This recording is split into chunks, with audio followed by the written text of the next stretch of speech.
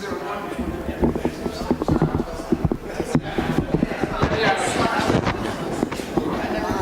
see me modifying today because I sprained or strained my arm or something. Oh, yeah. So if I don't extend all the way, it's not a mistake.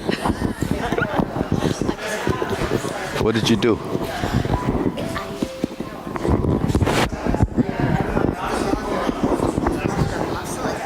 Yeah, yeah. Have my body to align right, and I tweak something up here. Yeah, yeah. But it's Tender.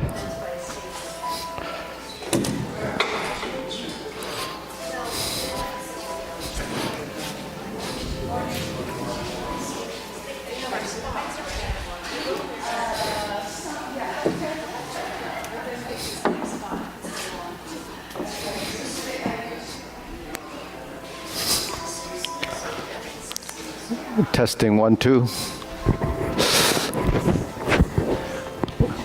We're missing a few people. Where's John? Okay, ready? We'll bow. Huh? Okay. All right. Okay. Now we might get confused. Okay. All right, ready? All right. Salute. Okay. First exercise, feet shoulder width. Turning. 1, 2, 3. 1, 2, 3. 1, 2, 3. 1, 2, 3. 1, 2, 3. 1, 2, 3. 1, 2, 3. 1, 2, and stop. To the side. 1, 2, 3. 1, 2, 3. 1, 2, 3. 1, 2, 3. 1, 2, 3. 1, 2, 3. 1, 2, 3. 1, 2, 3. 1, 2, and stop. Okay, hands up. Reach down. 1, 2, 3. To your right. 2, 3. To your left. 2, 3. Center. Inhale. Exhale. Hands up. Reach down.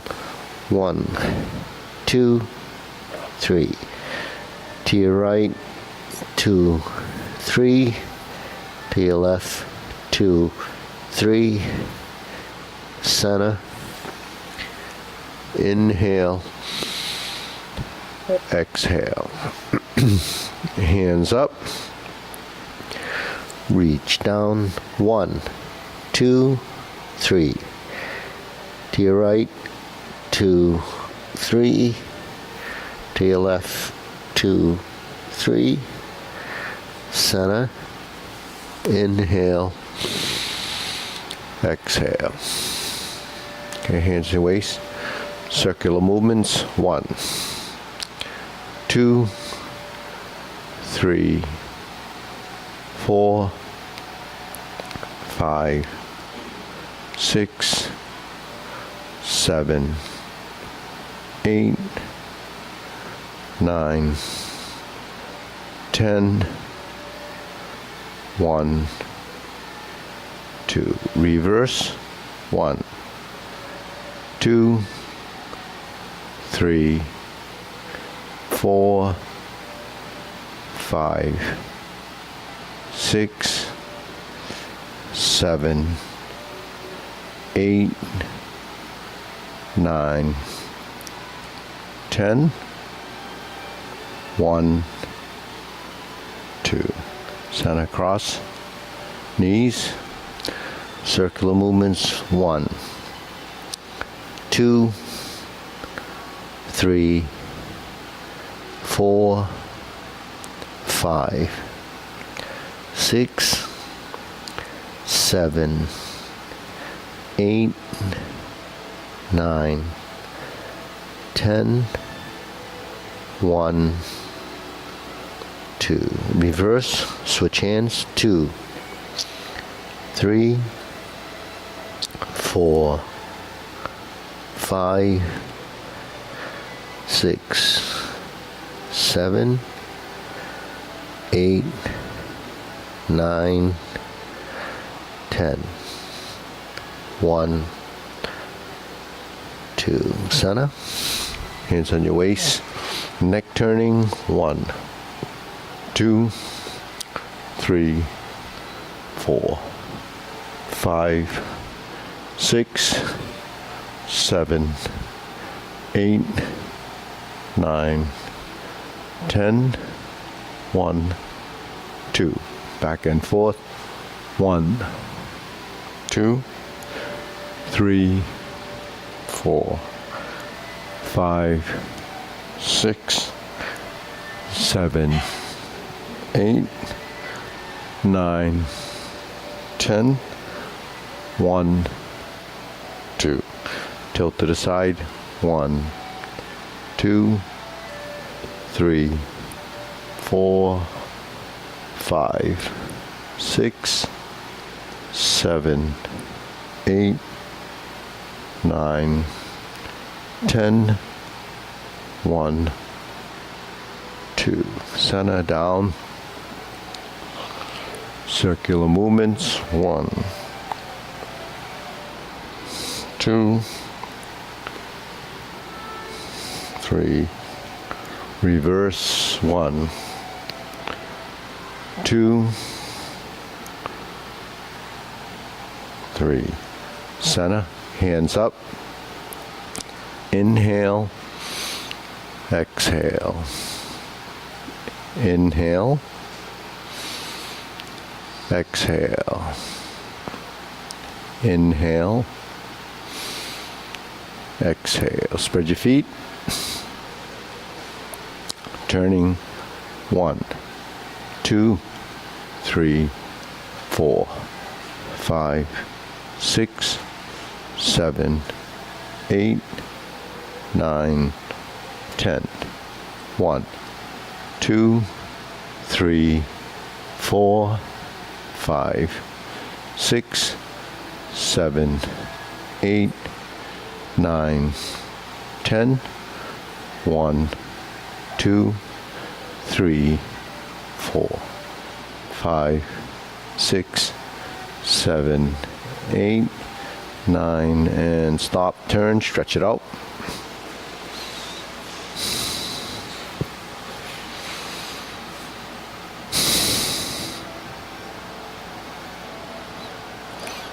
Switch.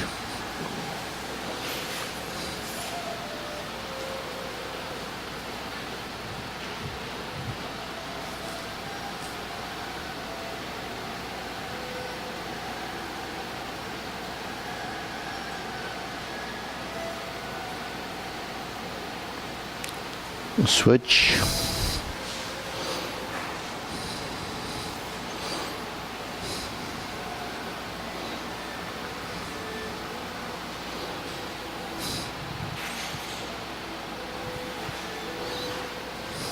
Switch.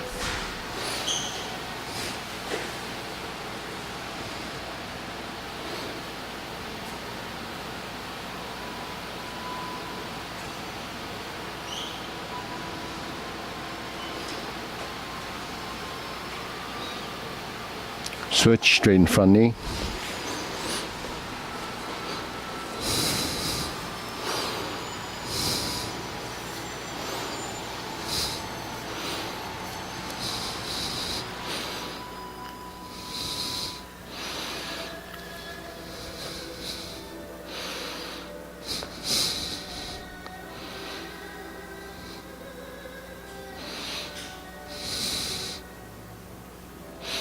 Switch.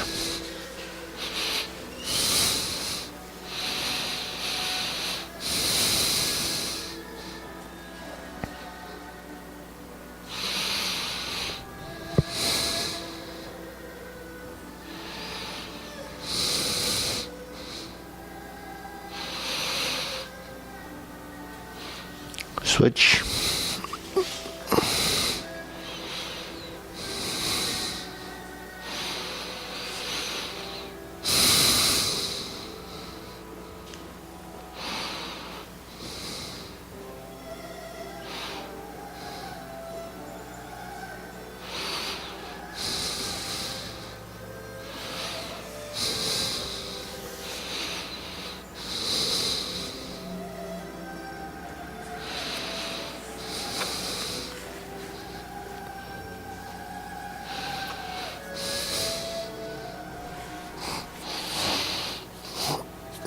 Switch.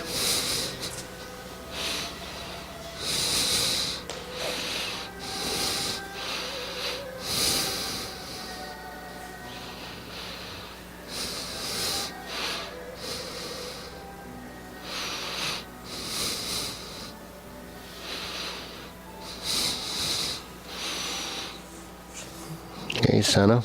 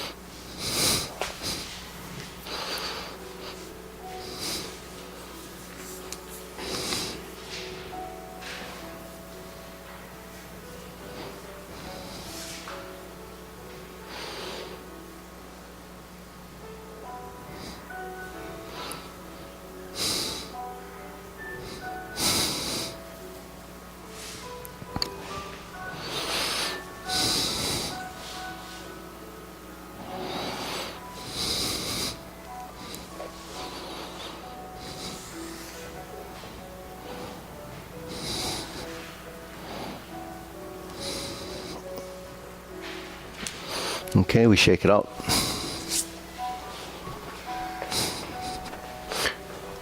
Hands up, pull in, inhale, exhale. Okay, inhale through the nose, exhale through the nose.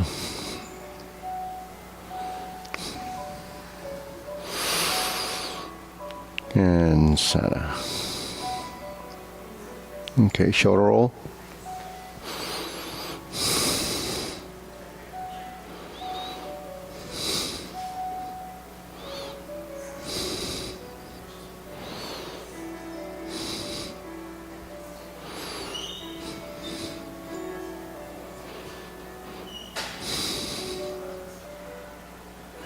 Reverse.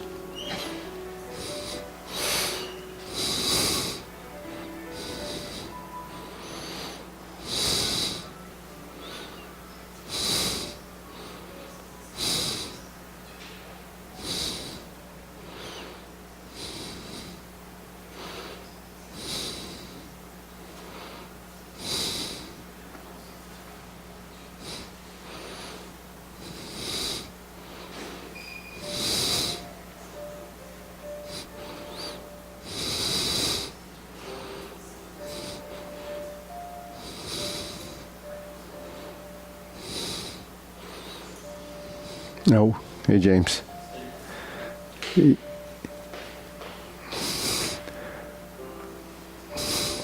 And center. Okay, press.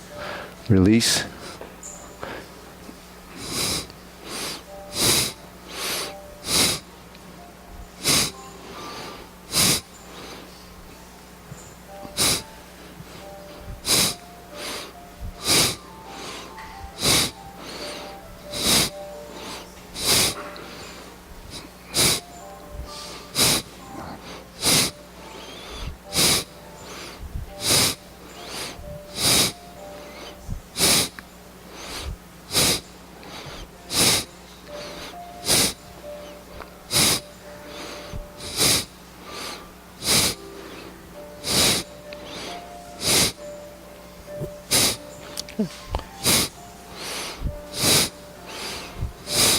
And center. Hands up. Inhale. Exhale. Inhale. Exhale. Inhale. Exhale. Okay, wrists. Okay.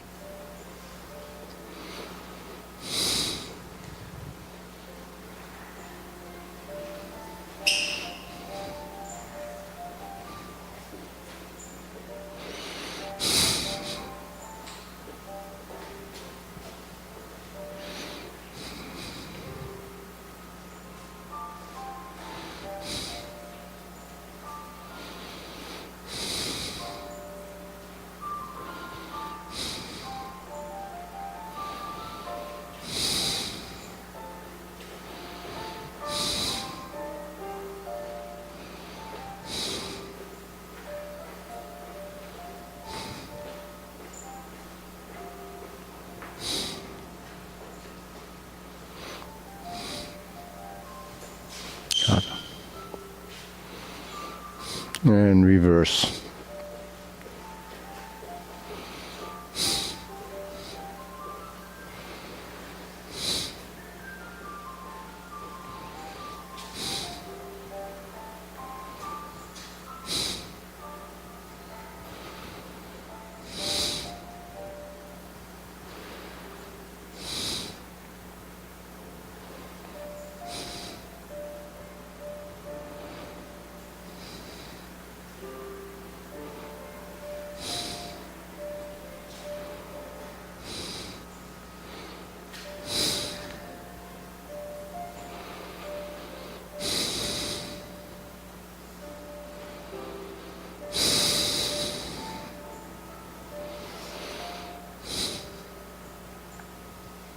Okay, palms down.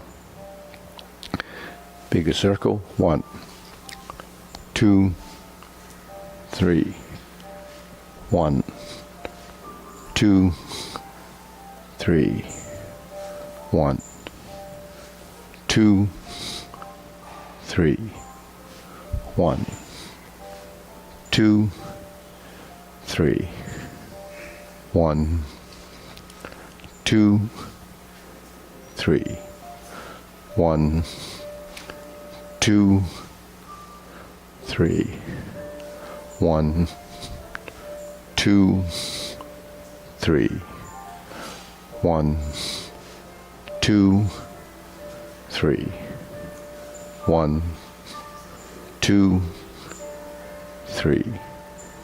1, 2, and stop. Okay, side to side.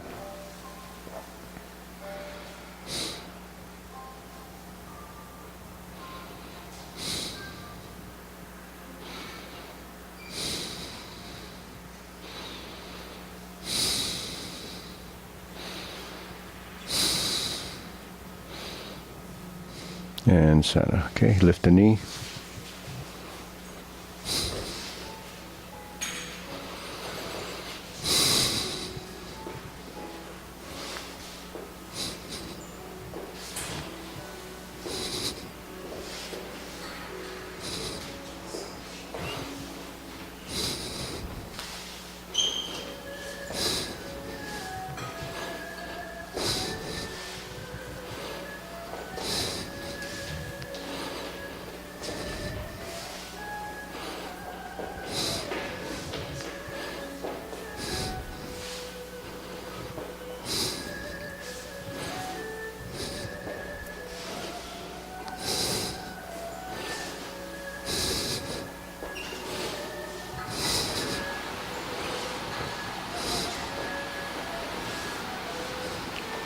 Okay, center, insert the needle.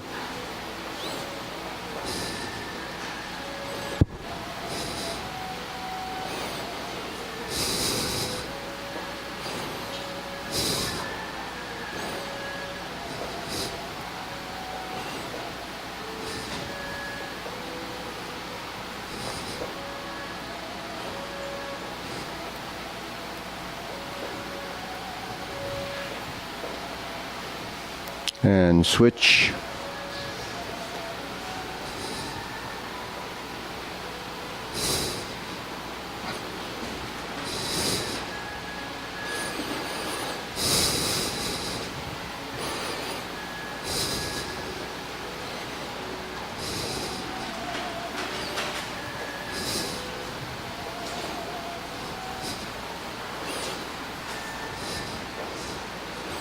And center. Okay. And leg swing gently.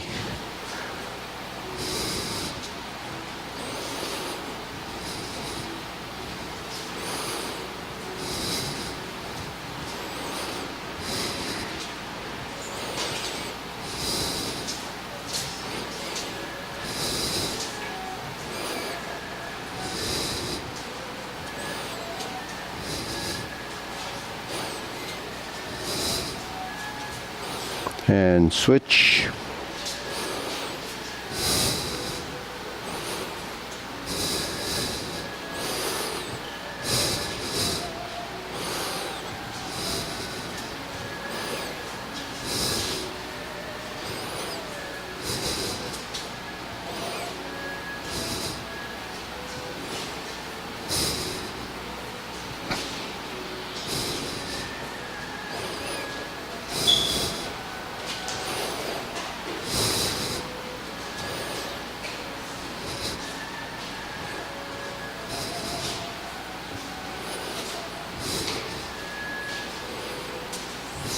And center. Side to side.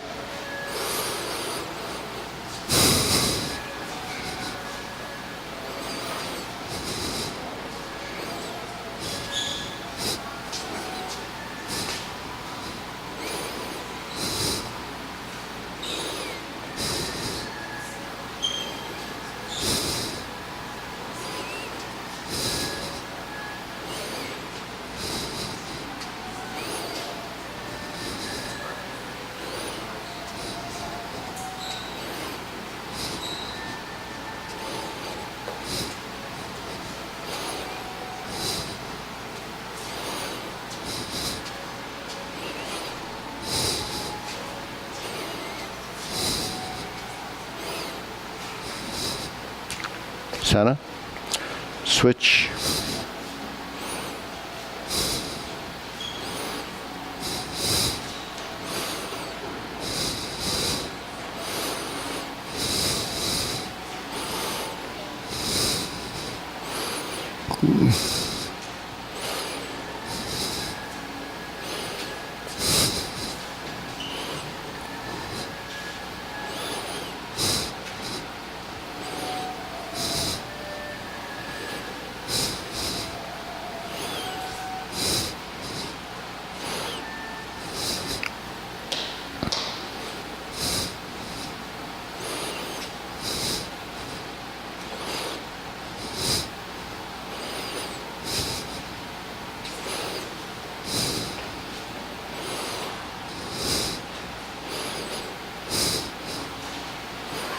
And Sana. Okay, shake it out.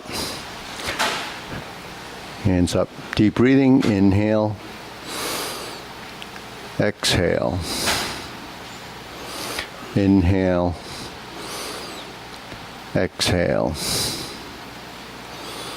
Inhale. Exhale.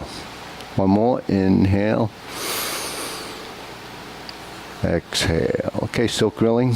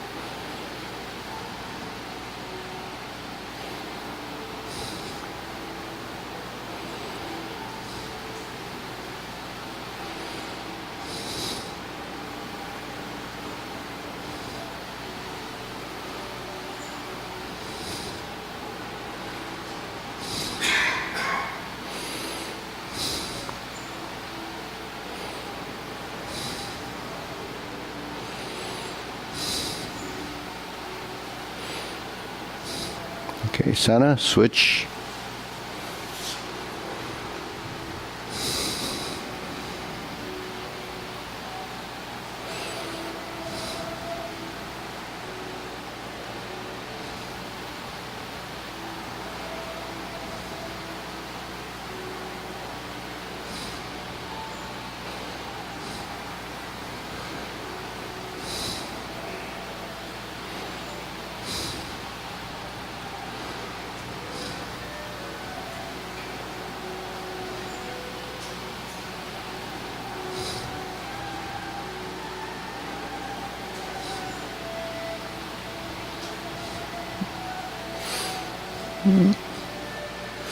You're early, Maria. You're early.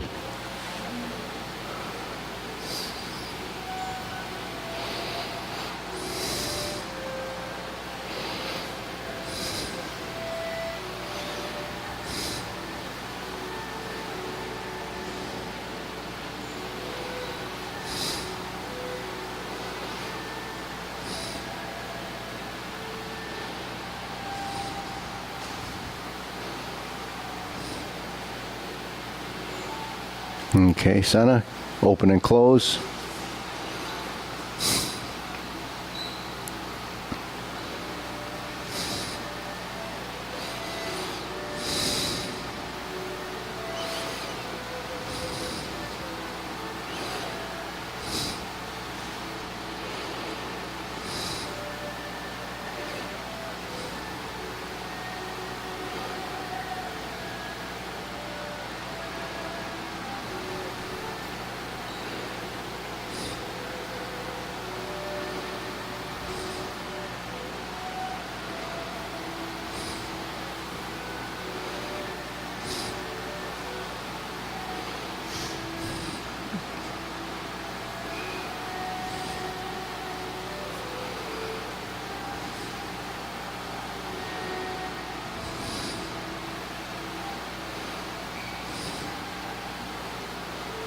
Okay, Sana, switch.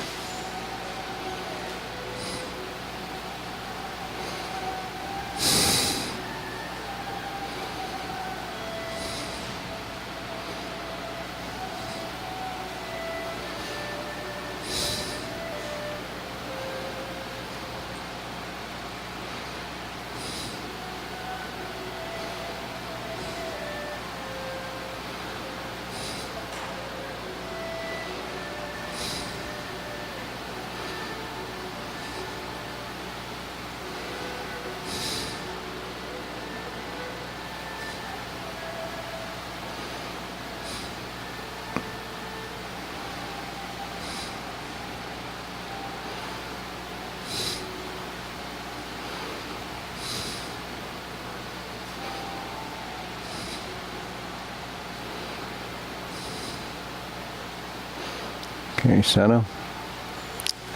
Circular movements.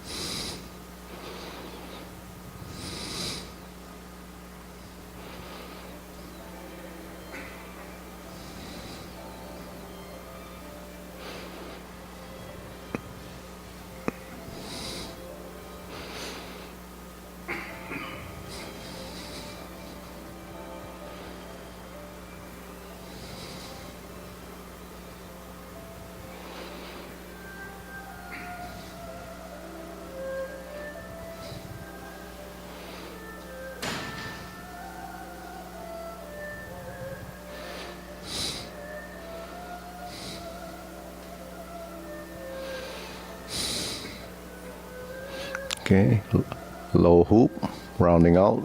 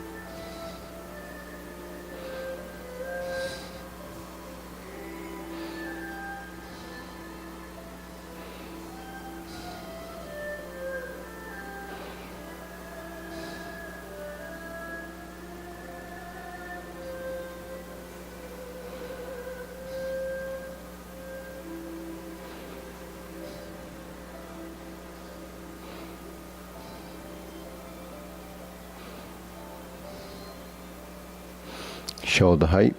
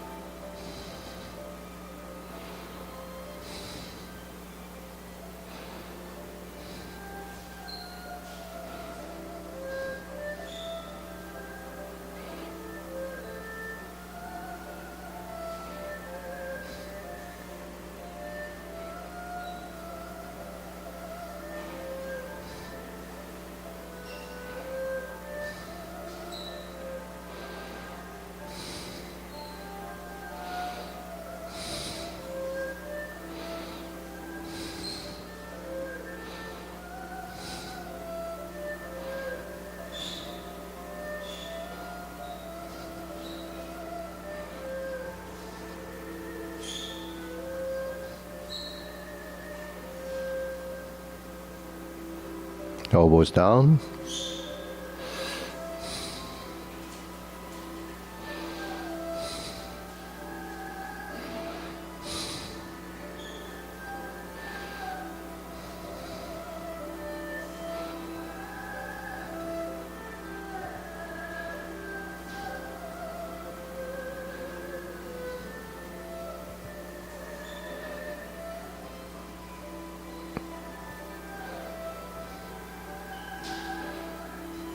Okay. Palms down, straighten up.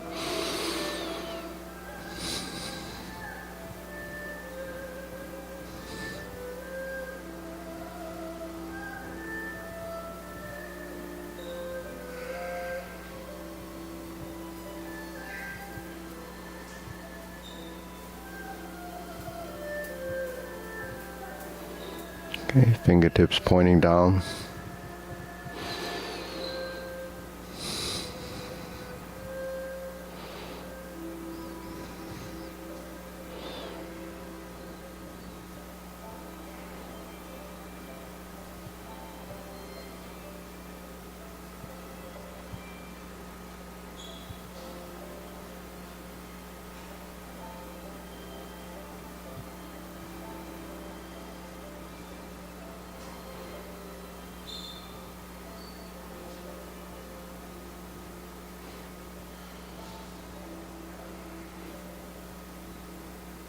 Okay, deep breathing. Inhale. Exhale. Inhale. Exhale. Inhale. Exhale. Okay, diagonal flying.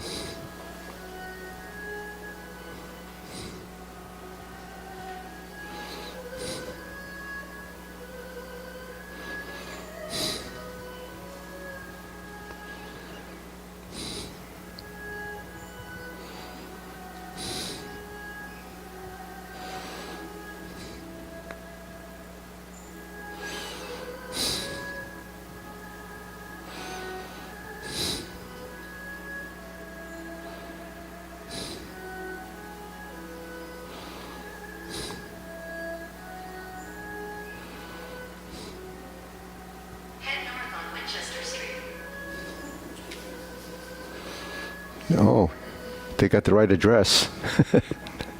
Okay. Switch to Dedham Street.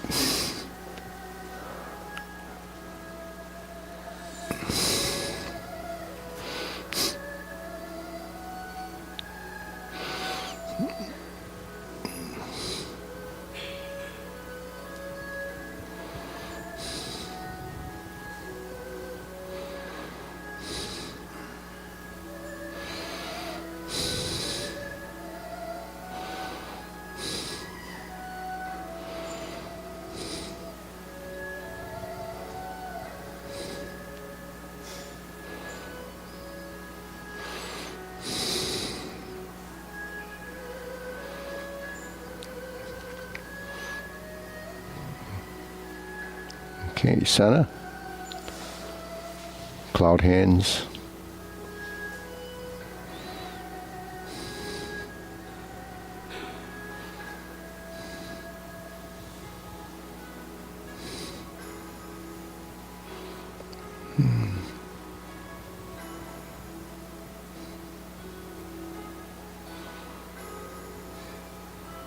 Okay, let's move the feet.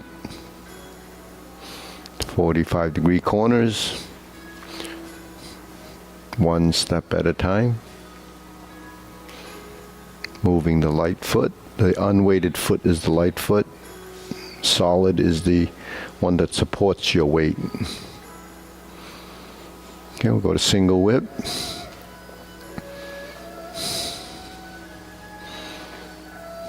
Okay, let's switch hands. Let's go the other way.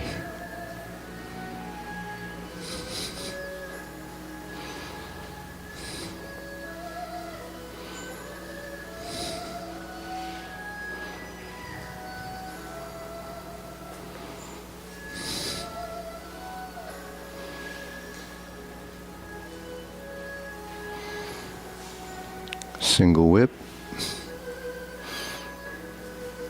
Open the stance. Okay, close. Reverse the ball. Diagonal flying.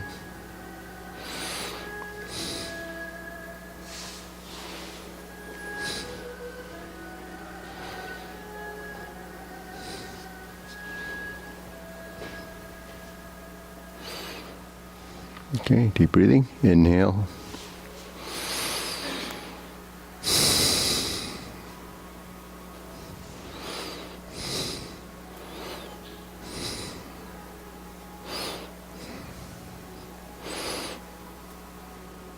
Okay, carry tiger to the mountain. Upper hoop, palms out. Cross the arms, it's cross hand position. Lower hoop. Upper hoop, palms out. Cross. Lower hoop. Okay, so that's the pattern. It's the geometry of position. Downside movements. Work with gravity. Upward movements. It's just using enough strength to let the hands float up. and the speed is regulated.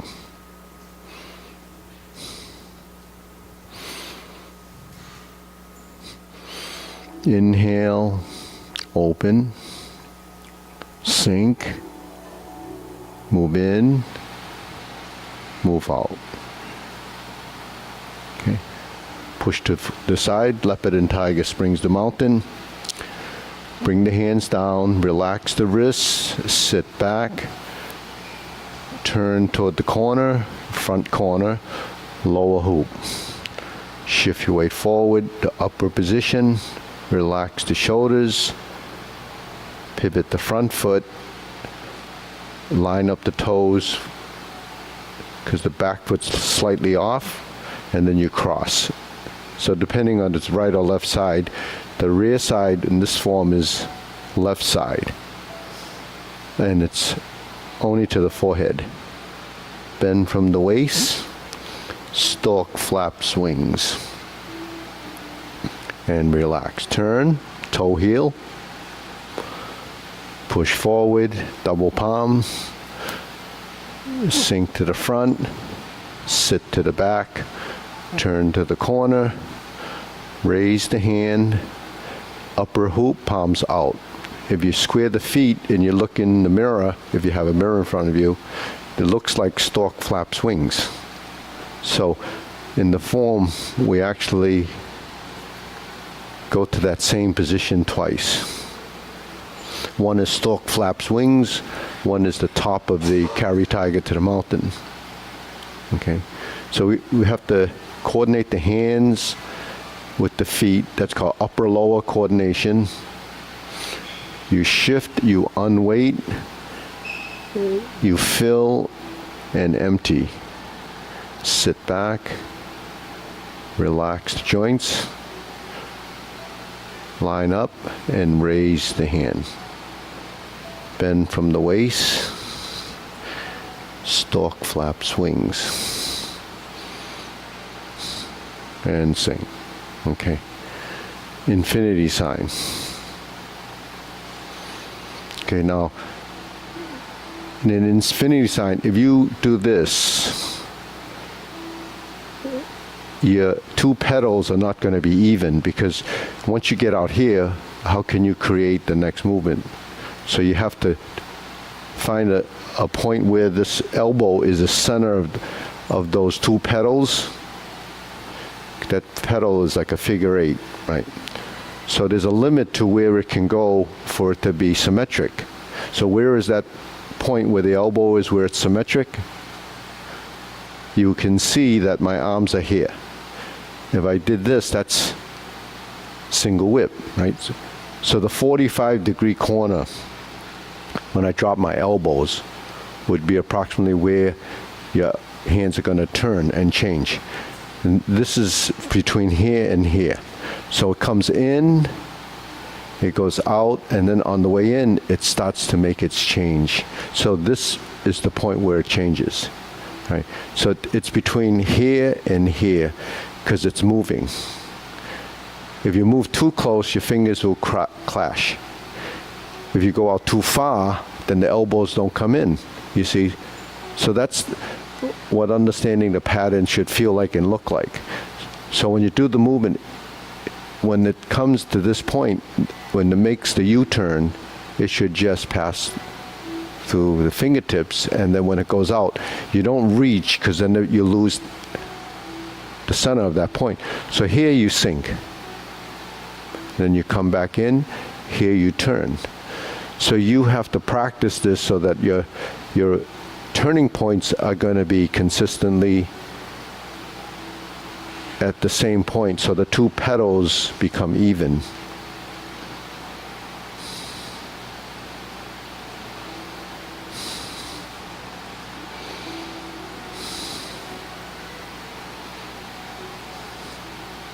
And when you sink, you relax the shoulders. When you go down here, it's floating and sinking, floating and sinking.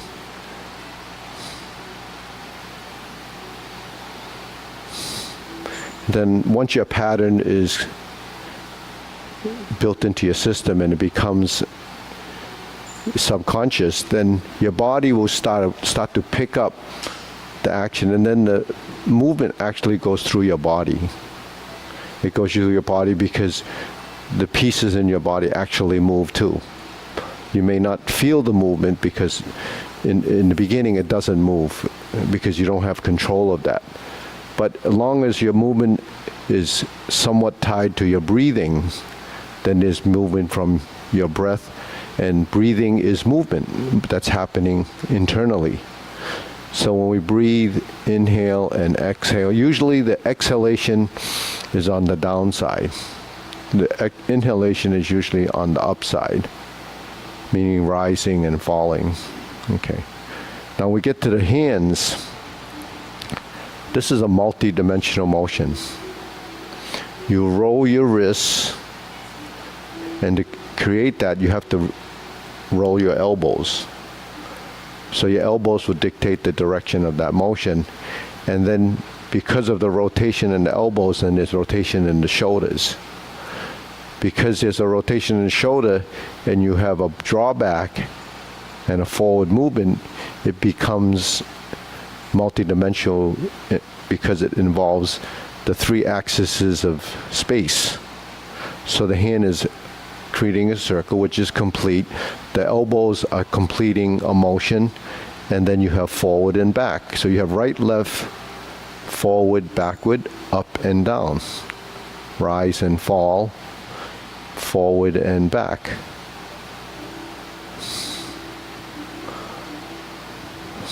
Now, once the hands and the arms know the pattern, then it ties to your legs. So when I fold my elbows, my knees are actually integrated with that. So it is expansion and contraction.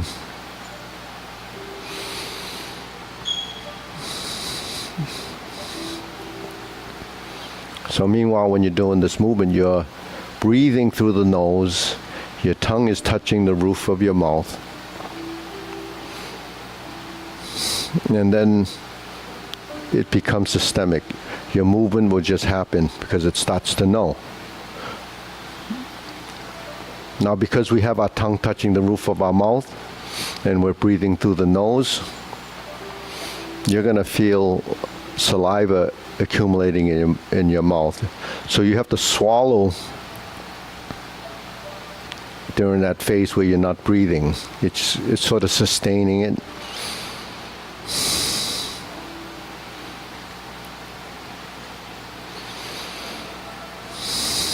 So that's when sometimes you choke because you don't swallow the saliva.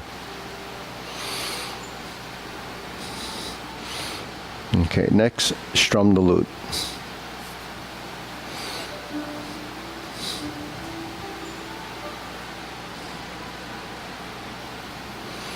Now turn your spine, or I say turn your shoulders, but it's really your spine.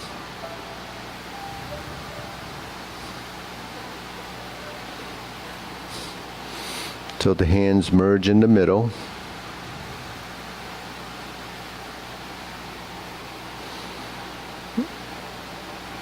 And then at some point, your hands that are on that center line start to draw backward because of the turning. So that's forward and back. That's right and left. That's how you load your punch. And here's the punch. You're loading because you're turning. So that's integration of upper and lower when you're in a stance. Okay? So if you were in a stance, you would draw back, form the fist, and you would punch. The infinity sign at this point becomes centered with your sternum, right? Or your solar plex is where the forearm would cross. There's your cross hand position. So your forearm now becomes the divert and block. The hand is here, and there's your punch. and here's your reset. And that's your strum the lute position.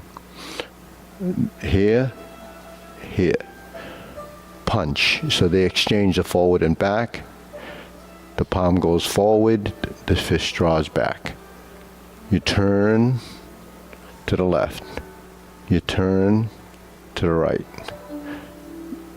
Vertical palm and punch. If it was in the form going to leopard and tiger springs to mountain, you sit back and you push. So you can punch and then go like this. So that's phase one, you learn the posture. Phase two, or even beyond that, when the body finishes the punch and you divert, block, and punch, then you sit back and you turn. Then you split and spread the hands here, and then so you're integrating your torso. So all the lower back problems and all the stuff that we have going on in the back that's, always discomforting, it's because we don't we don't have any voluntary control of our back, because we don't control our front. So if you don't control the front, you don't control the back. All it is it's there housing your organs, and then you don't use it correctly, and then you have problems. So that's why in Tai Chi we turn, we twist. At least the Tai Chi we do. It's involved, but a lot of people don't know that should happen. Because after 60 years of rigidity, how are you going to turn your spine, right? So no matter when you start, you have to be aware that that happens, then you begin to turn. But once you start to turn, then it's just like everything else. It becomes ingrained in your system, and it's systemic, and it knows to do that simply because there's emotion over there. If your back is very stiff and you try to turn your head there, it goes about that far. But we turn our head. Well, I want to go a little further, I'll turn my body. I want to go a little further, I'll turn my feet, right? So you can only move so much with each set of joints. But if you want your joints to move further, more range of motion, you have to move more of them. That's why when you're here and you do this, you're moving all these joints to create this. So what's all those joints controlled by? It's controlled by your musculature. So if your musculature is controlling your skeleton, then that's your mind working the motions. So that's how it works. It's not just, I want to do this and it happens. It comes with practice. You have to be somewhat disciplined to do it enough times, for your body to recognize it. So when we do these drills each and every class, it's because in the form you're not getting the dose of those positions. So those positions over time will build, we call muscle memory, but it's memory engrams in the brain that start to recognize what that movement is, and it does, support that motion. So it becomes programmed into your system. So when you program a movement in the system, it's not just to recruit and activate the muscles involved with the movement. You have to inhibit the ones that shouldn't be part of that motion. So that's another phase of your body. So if it doesn't inhibit, you can do the motion, but you can't get the position. So that's because the other side of the action doesn't know, or doesn't know yet.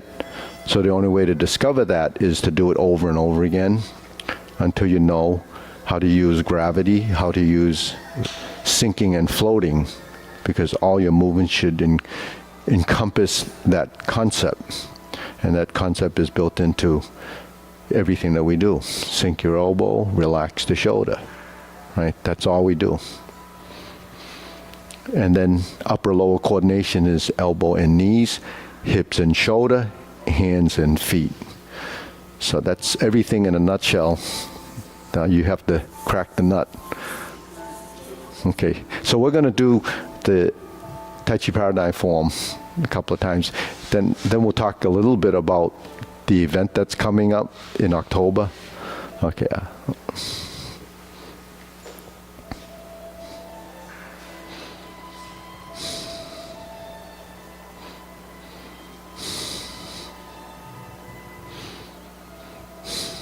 It's done slowly, methodically, one movement at a time.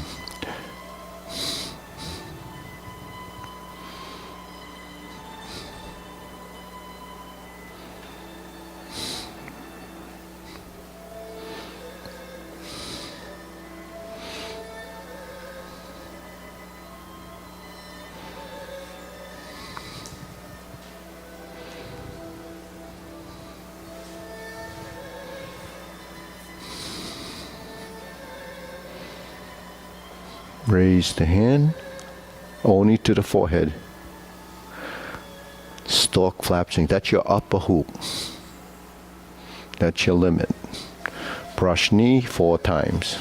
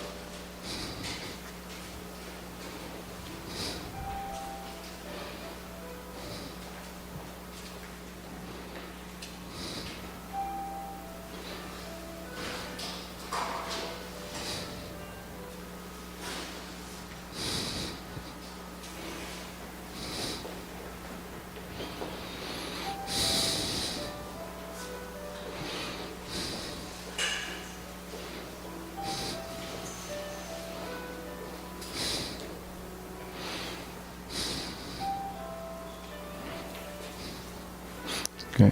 Form the fist and step up.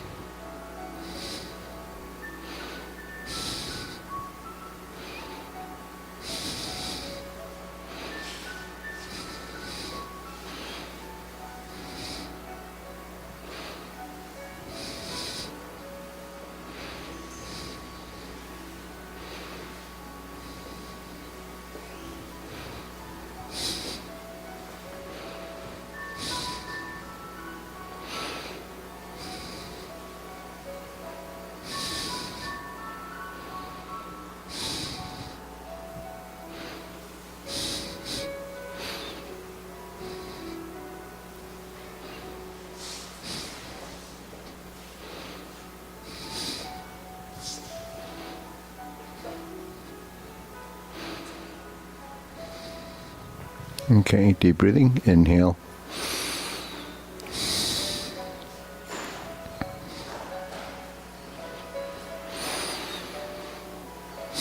Okay, we'll try that again. Ready? Preparation.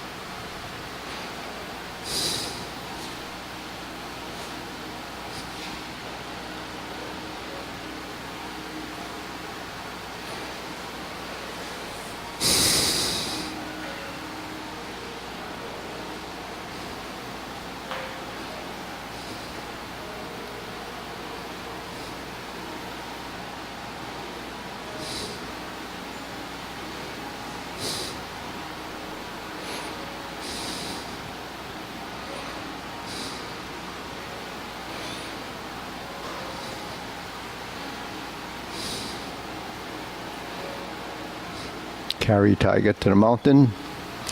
Here's your upper hoop. Palms out and sit back. Adjust the front foot. Align the feet, cross the arms, raise the left hand.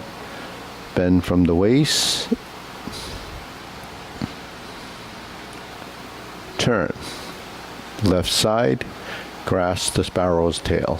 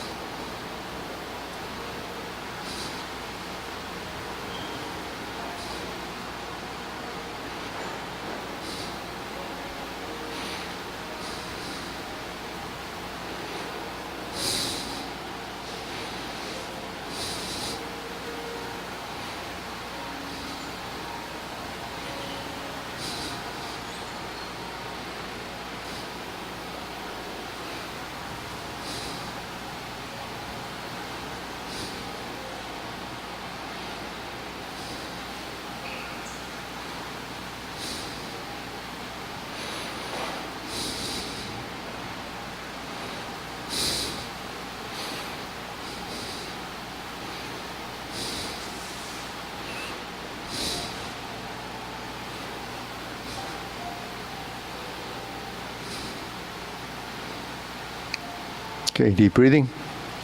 Inhale. Exhale. Inhale. Exhale. Inhale. Exhale. So before we do the long form, so there's a couple of things that's happening. We have this event, then we have our new schedule coming out, probably implementing around the second week in September, so any new people coming back after the holidays won't be shocked by a schedule. Not much change with the Tai Chi, but we have some classes coming back that we stopped in the summer.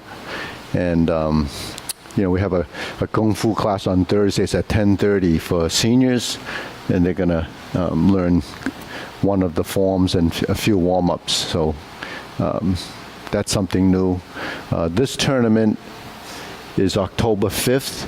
They just extended the deadline to September 2nd because of, I think, some visa problems or something. But they extended to the 2nd. It was supposed to be August 15th. That was the last date for pre-registration. So we plan to support this event, and we try to get a lot of people to participate if they can. And it's one of the only martial arts events, Chinese martial arts, that's held in this area. There used to be ICMAC and a few others, but small events. This group is from New York. This is the second time doing it. Last year was in Stoughton. This year it's at the Reggie Lewis Center. Reggie Lewis Center next to the community college over in Roxbury. It's off of Tremont Street. Don't worry, it's like 20 minutes from here, 15 minutes from here. It's a one-day event. It's local because there's one event that we go every year. It's the one in Baltimore, and people that go there, it's very expensive because you stay in a hotel. It's a weekend event. Then there's eating and all the tournament fees. So people that go there spend a few $1,000s probably. But here it's a local. You can drive there. It's a one-day event. There is spectator tickets that you can buy, and it's not bad. It's like $20. It's from 9 to 5. You can stay the whole time, or you can just drop in. But we have our kids competing. A lot of them have enrolled in the Kung Fu side of it, and then on the Tai Chi side of it, there's individual. Those are individual events. Then we have group events where you have anywhere from 5 to 10 people max for an event where you do a group form. Like when we do Tai Chi, that's called a group form. So for the Tai Chi, for the Tai Chi Paradigm, that 37 movement form, we're going to take that to this event. And the Tai Chi broadsword, the one you saw during open house, they're going to do that. But they have to do 5 minutes of it as a maximum, and I don't know what the minimum is. So I already enrolled 2 groups, because I want to meet the pre-registration. They only changed it this weekend to September 2nd. So we have 2 groups for Tai Chi Paradigm and Tai Chi Broadsword. So we already have the minimum of 5 for each of the groups. We will add to the groups because it just brings the cost down for the competitors. And but if there's more than 10, then we'll take the best 10. I think that's how we have to do it. Yeah, there's people from New York. There's Connecticut. It's East Coast. Last year they had quite a few people, and then Western Mass. Some of the other states, they have people coming, and they have some people, I think, from China coming. Yeah, that's why I think it's a visa problem. And sometimes people from I don't know about South America now because everything's so expensive. But yeah, but it's a local event. The school's closed that day because all the instructors, some of them are judging, some of them are competing, and so it's like a field trip. If you have never seen a tournament, you can see what we do under pressure. October 5th. It's a Saturday. Oh, so there will be no class? Yeah, no class. The class is there. If you want to set up another a group of 10, you can. You could be the leader of that group. Okay, so October the 10th, the class will be at the competition. Yeah. And that's, so when you go to an event like that between 9 to 5, they don't have great food there, but that's the day you start your intermittent fasting. Yeah. I'll be traveling the next few weekends. Oh, you'll be traveling? I will be. Oh, yeah. So is that going to impact? Yeah, so starting on Saturdays after 12:30, they have, practice for the tournaments.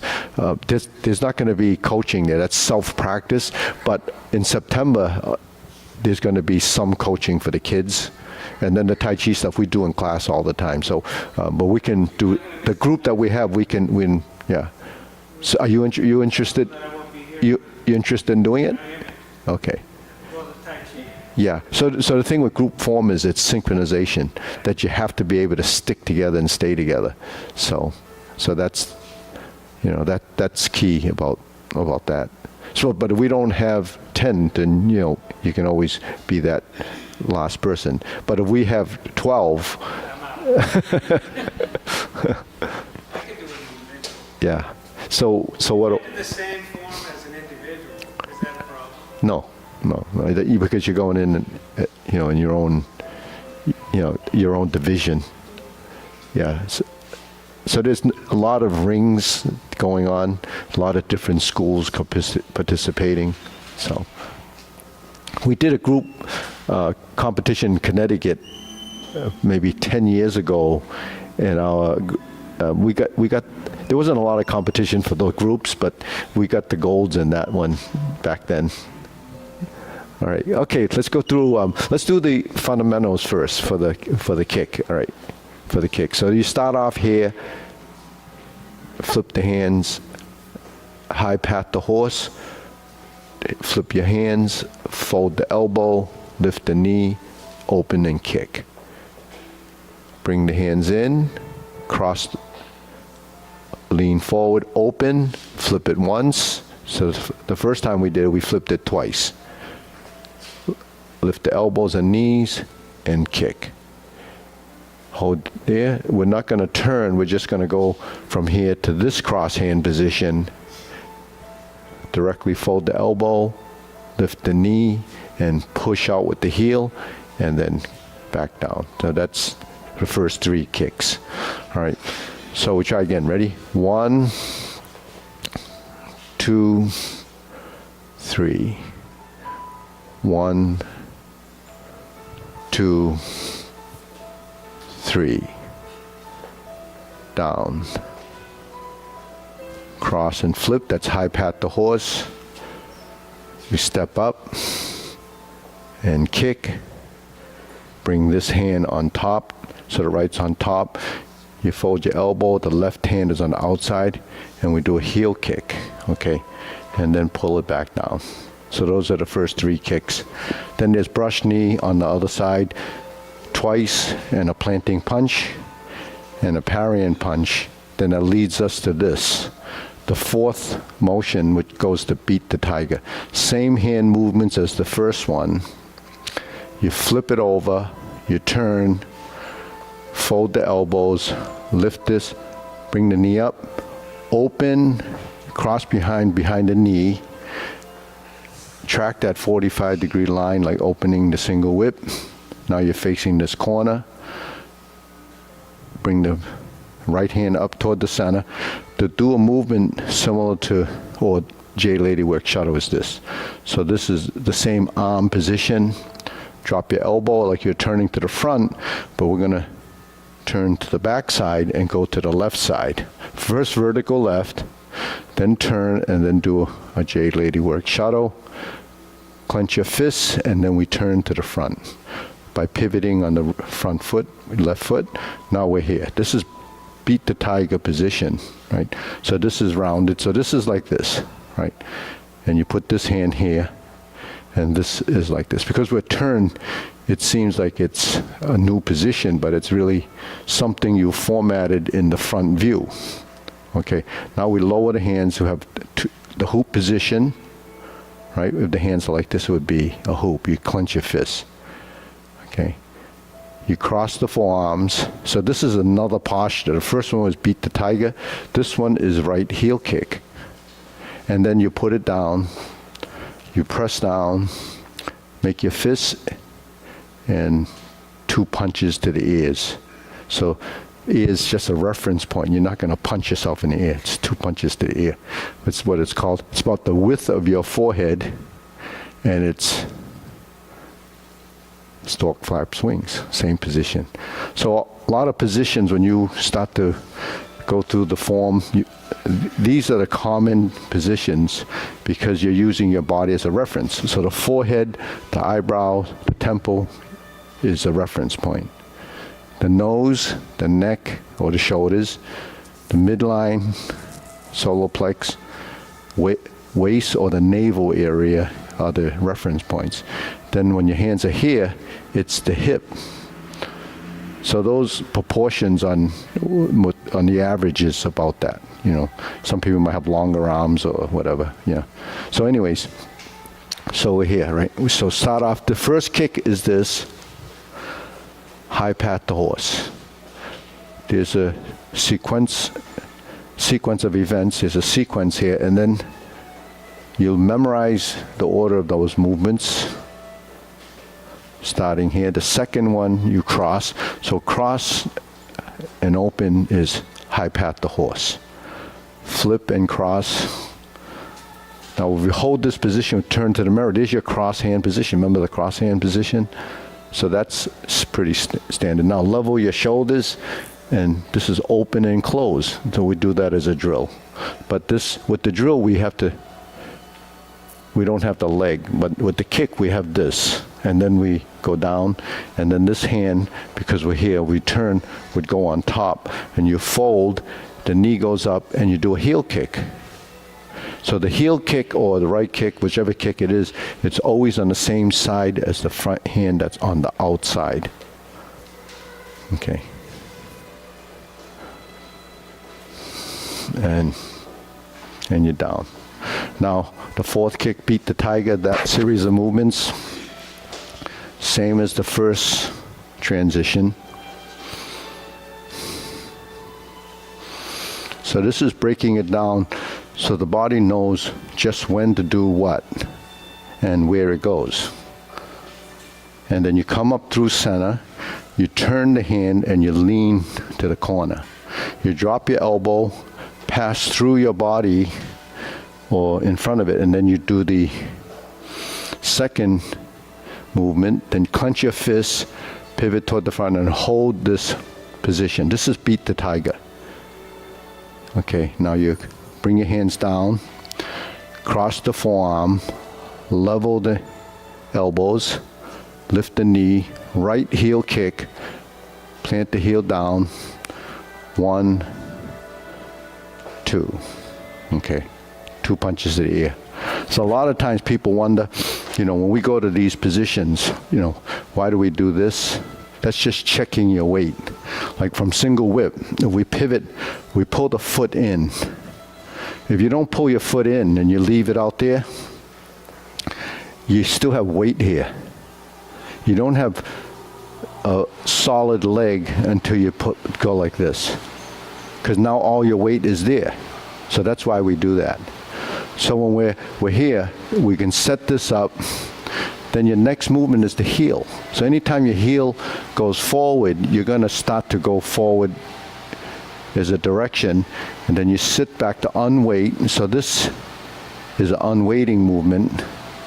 And then we have to fill that leg, and then check your weight, lift your weight over this foot, and then you kick, and then you come back down, and then you're still light. Then you cross. So that's how we learn to control our center of mass and balance. If you check your weight each and every time, your body starts to build the proprioception, the reflexes to create that motion. Now that's the breakdown. The shortcut to the movement, then you just do this. Then it doesn't, there's no structure. So when you do this movement and you turn, that's a pattern. So that pattern that you have here becomes a pattern that's here. Because transitionally, when you start to integrate the hands and legs, it will eventually look like this. Because things happen simultaneously as an integration of body. So you have up, down, forward and back, fold and lift, kick, and then you come back down. So all of that becomes, when you blend it, it's smoother, but it's actually easier to do. But you have to have the right structure when you do your vertical elbow, your horizontal elbow, the flat line, the folding, the cross arm position. Now you're down here, then you lift here. So when you lift, that's when you kick. So that all has to be built into the timing of movement. So that's the struggle, you know, and that has to be done over and over again. This is like the tutorial, but you have to take it home. If you forget something in between, then you fill it in later, but you still have to practice it no matter, you know, what do you think is right or wrong. It's actually building, you know, through trial and error. Some of it is trial and error, but you have the format of this, this, this, this. So all those fundamentals and the warm-ups are critical for the body to learn. Now, when we hold a position like this, we call it standing meditation or posture training, right? So a lot of people think you hold a position like this for 45 minutes or an hour. You know, some people do that. They think it's training for endurance. It's not training for endurance. It's training for relaxing tension, getting the muscles that shouldn't be involved, the erroneous stuff that's in the body that shouldn't be there will delete itself eventually, because it starts to figure out that that doesn't need to be there during this movement or this, when you hold a position. So when you hold a position like this, or you hold it like this, you can hold a position like this, and then this thigh, when you were learning in the beginning, would start tensing. Why? Because the first time you bend your knee, it has other stuff in that, you know, contracted thigh. It shouldn't be there. Or you might have something in your back, or you might be leaning like this, or you might not be relaxing your ankle. So all of that stuff will come into play, and then as your body adjusts, it starts to delete excessiveness. I call it excessiveness. So inhibiting all the stuff that has to be deleted really comes from here. So the balance in motion is there's a certain amount of strength used, that's the tension or tonus in the muscle, and the other side of it is, you know, inhibiting a muscle or motion that shouldn't be there, or limiting it. That's exactly what happens when you stretch. People that can't stretch, it's because the muscle is resisting it. So if you do a kick, if this muscle is pulling so that doesn't straighten out, of course you can't straighten this. So, but if this is relaxed, then you can do this all day long, right? That's all you're doing, but it's higher. Now this muscle has to be strong enough to hold you, and then this has to be sustained. Then you have to have the vertical line, right? So that's what the body intelligence is, and you have to go through that it's a training. That's what it is. It's called Len Gong. Len is to practice. Len is to practice, and Gong is, you know, the concept that you're practicing. So it takes time. You know, everything in the Chinese culture, everything is done through repetition. Doesn't matter what it is. You know, calligraphy, well, that's actually in any culture. You want to have good handwriting, what do? You practice handwriting.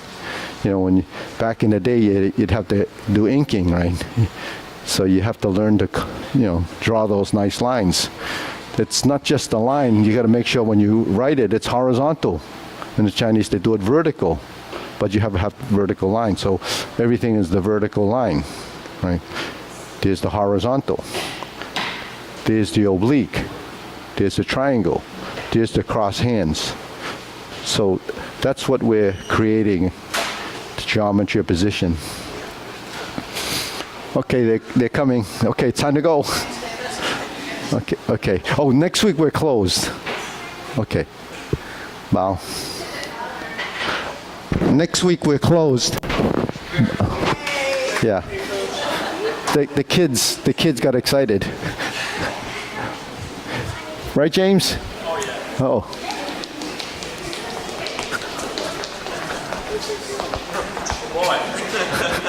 You need some work, huh?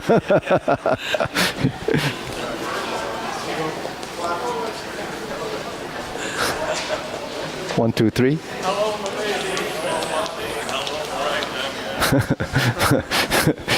That's singing and dancing. That takes a lot of coordination. Easier than singing in the rain, though.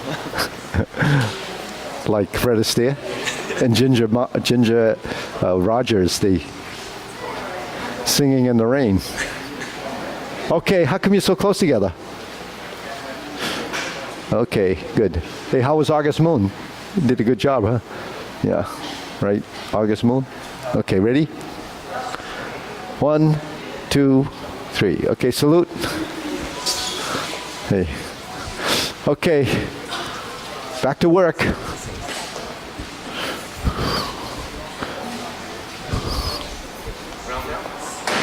Round out.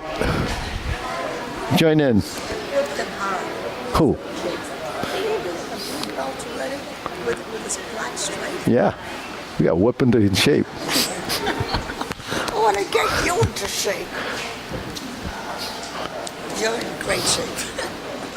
Oh my God. That's his job. It's a job. Feel that? Feel this? Yeah, yeah. Is that hard as a rock? It's a lump on the shoulder. What does that say? Tai Chi. Tai Chi Paradigm. Tai Chi. Okay. So this would be a group form. Yeah. So I put myself down here. I'll put myself down here too. Okay, go ahead. Yeah. So that's what we're gonna do. If we have 10, then people would be just paying $21 for each event. Next question. Yeah. Is it per event? Yeah. All right. So 21, yeah. So then that would be paid to county because I paid it already.